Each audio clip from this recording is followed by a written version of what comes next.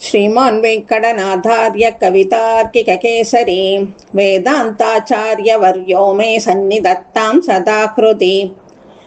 இது ஸ்ரீ கோதாஸ்துதி 29வது பலஸ்ருதி ஸ்லோகம். இதி விகசித பக்தேருத்திதாம் வெங்கடேஷாத் பகுகுணரமணீயாம் பக்தி கோதாஸ்துதிம் யஹ சபவதி பகுமான்ய ஸ்ரீமதோரங்கபத்துஹ சரணகமல சேவாம் சாஸ்வதீம் அப்யுபைஷ்யன். இதுல என்ன சொல்றார்? அன்னவயல் புதுமையான ஆண்டாளோட பாதார விந்தத்துல அளவு கடந்த பக்தி கொண்டவர் ஸ்ரீ தேசிகன். அவருடைய மௌனத்தையும் கலைச்சுண்டு அவருடைய திருவாக்கிலிருந்து தானே வந்தது இந்த ஸ்லோகம். அதுவும் இது பலவிதமான இலக்கிய நயங்களும் கொண்டு ஸ்ரீ கோதா கிட்ட இருக்கிற பக்தியில உதிச்சது இந்த ஸ்லோகம்.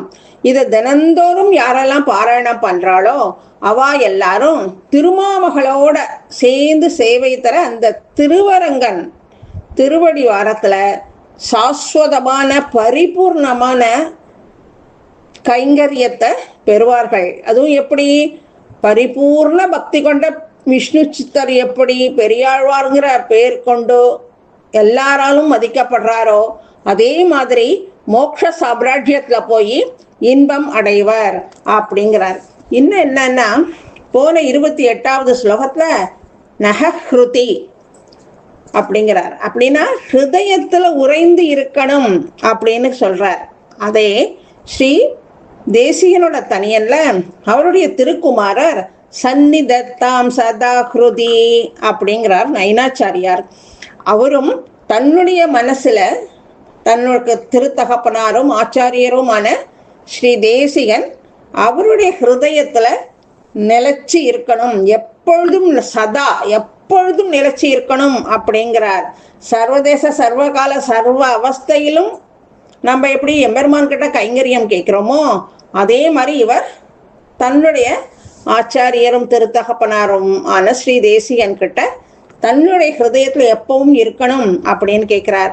அப்படி இந்த மாதிரி இருக்கிற போது நம்ம பெரிய பிராட்டியும் எம்பெருமானும் சேர்ந்து இருக்கிற அந்த மிதுனத்துல அவளோட திருவடி தாமரையில சரணாகதிய பண்ணினோம் அப்படின்னா அவ எல்லா பெருமைகளையும் பெறுவார்கள் அப்படிங்கிறார்.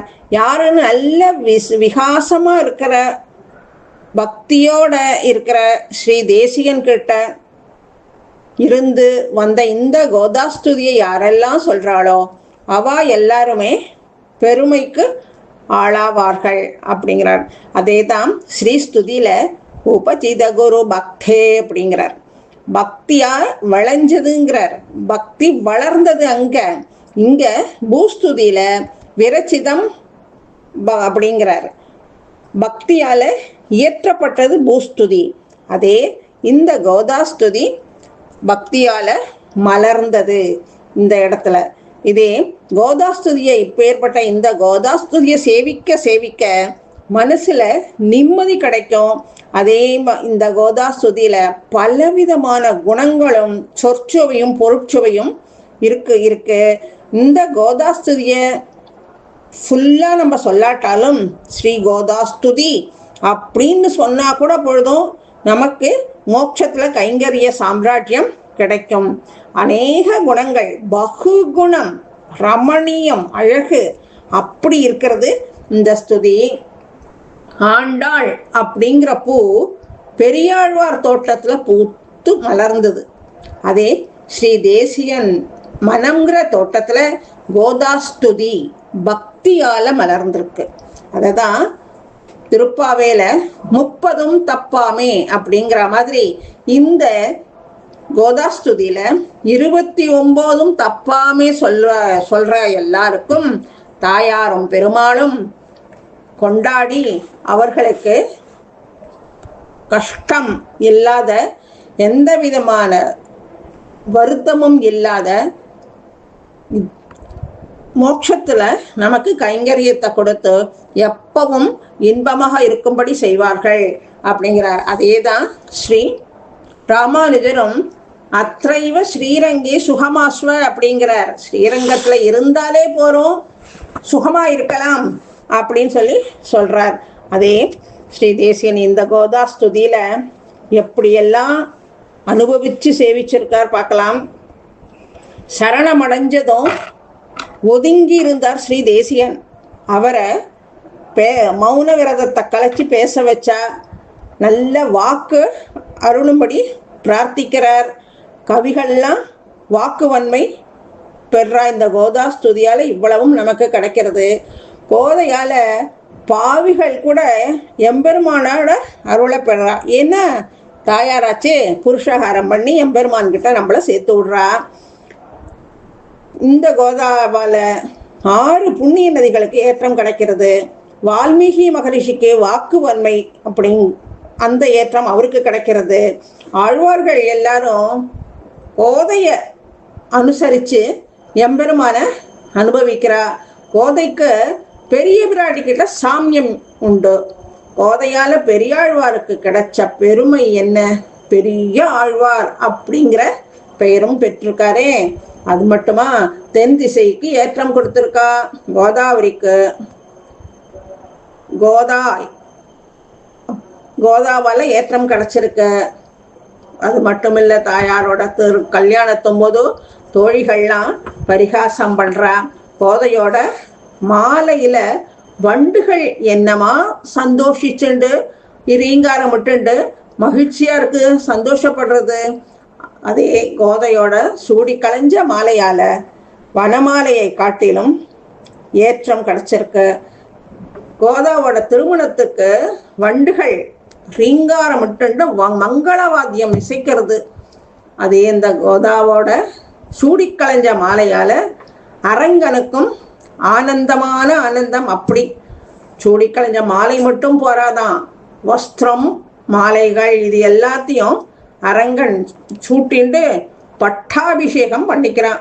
அப்படி கோதாசூடிய மாலையால அற்புதமான மனம் வாசனைய பெற்றுருக்கான் ரங்கநாதன். பேர்பட்ட கோதையோட கடைக்கண் பார்வையால மேலும் மேலும் கருணல் மாலை பெற்ற மகிழ்ச்சி ஸ்ரீ ரங்கநாதனுக்கு. கோதை அரங்கன் 2 பேரும் மாலை மாற்ற வைபத்தை அனுபவிச்சோம். ஸ்ரீதேவி பூதேவிகளால அரங்கன் மயிர்கழுத்து நிரம்ப கண்கள்லா காட்சியாக காட்சி கொடுத்துருக்கான். கோதையால பழைய அரசர்கள்லாம் நீண்ட அரச ஆண்டுன்னு இருந்திருக்கா. பாவிகளுக்காக பரிந்து பேசி நம்மளெல்லாம் காப்பாத்திருக்கா பெருமாள் கிட்டேந்து. கோதையோட புருவ நெறி அசைவிலிருந்தே எம்பெருமானுடைய சுதந்திரத்தை குலைச்சு நமக்கு அனுகிரகம் பண்ணின்னு இருக்கா. சம்சார தாபத்தை போக்குறா. அமுத நதி மாதிரி இருந்துட்டு இருக்கா. உலகுக்கு ஜனனி இருக்கா, ஞானப்பால ஊட்டின்னு இருக்கா. இப்படி அடுத்த தியான ஸ்லோகத்தையும் கொடுத்து இப்படி இந்த ஸ்ரீ கோதாஸ்துதியை நம்ம சேவிக்கிறோம் அப்படின்னால் அதற்கு உண்டான நூற்பயனையும் கொடுத்து நமக்கு இவ்வளவு அனுகிரகம் பண்ணிட்டு இருக்கா கோதாதேவி அப்படின்னு ஸ்ரீ தேசியன் நமக்கு எடுத்து சொல்லியிருக்கார். நாமும் அதை அனுபவிச்சுட்டு இருக்கலாம். கவிதார்க்கிக சிம்ஹாய கல்யாண குணசாலினே ஸ்ரீமதே வெங்கடேசாய வேதாந்த குரவே நமஹ. ஸ்ரீமதே நிகமாந்த மகாதேசிகாய நமஹ.